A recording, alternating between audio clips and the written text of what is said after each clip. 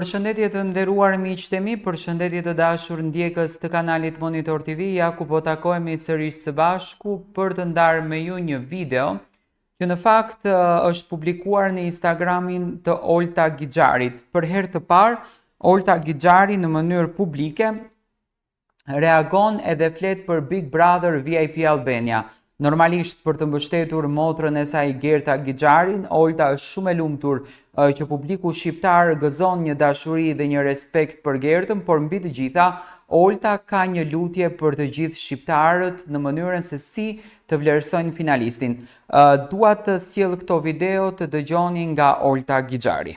Kam vënë re një fenomen të çuditshëm tek rinia shqiptare. Pse them te rinia shqiptare? Sepse më shumë të ky lloj fenomeni kaq i shpesht ka filluar të ndodhi në rrjetet sociale. Pra kjo e bërtitur, kjo lloj revolte e rinisë shqiptare, sepse ata që komentojnë janë shumë të rinë mosh. Ndodh në pikërisht në Instagram. Si ka mundësi që nuk jemi kurrë dakord me një fitues? Më bën shumë çudi në çdo garë.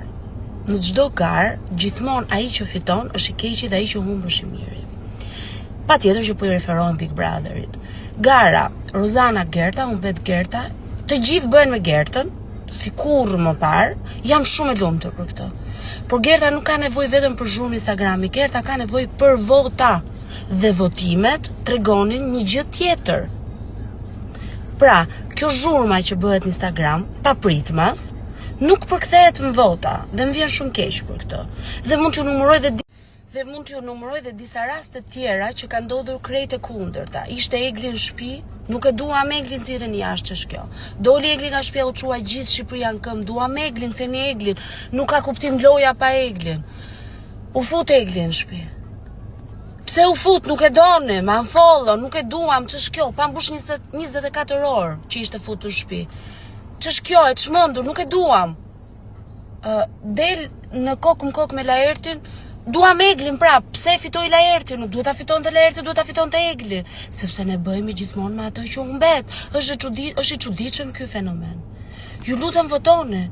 Domethënë, përqendroni, vendosni cilin doni ju të dërgoni në finale. Votoni dhe ai që fiton mos e merrni inat. Se çfarë faj ka ai shkret që shkon në finale me votat tona, me votat tuaja. Pra, ku dua dal me këtë? Pra, ne duam shumë njëri tjetrin kur e shohim të humbur, kur e shohim të dërmuar, kur e shohim të trishtuar, atëherë duam shumë.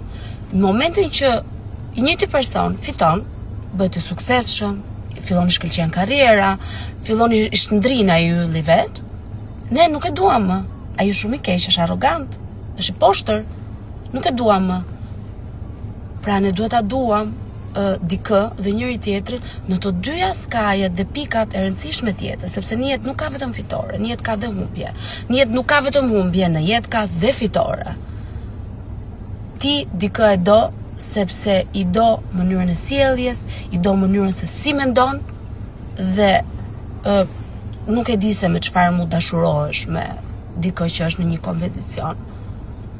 Pra, rëndësi ka të shkosh në finale. Rëndësi ka të shkosh në finale i duar trokitur, i dëshiruar nga publiku, i respektuar nga publiku, por unë kam frikë që të shtunë Gerta do shkojnë në finale, dhe kjo është e sigurt që Gerta do shkojnë në finale. Unë kam frikë se do kthehet si rasti 2 të parëve finalistëve të parë, që do fitoj përballë Eglit, besoj se ato të dyja janë më të se gjesti dihet më. Dhe kam frikë se do urret dhe gjithë do thonë pse nuk shkoi Egli. E kupton, ose pse nuk shkoi Danja, ose pse nuk shkoi, e kupton, një tjetër. Pra, kam shumë frikë se do ta psoj si 2 finalistët e tjerë. Dhe kjo nuk është normale. Që ju një moment e doni dikë dhe kur fiton nuk e doni më. Kur më thonë mua do bëhet All Star sa do hyje ti në dhe një herë në Big Brother. Shiko, i bie që unë ty në Big Brother dhe vetëm të humbas që të më doni ju. Domethënë unë vetëm duhet humb, vetëm duhet bëj viktimën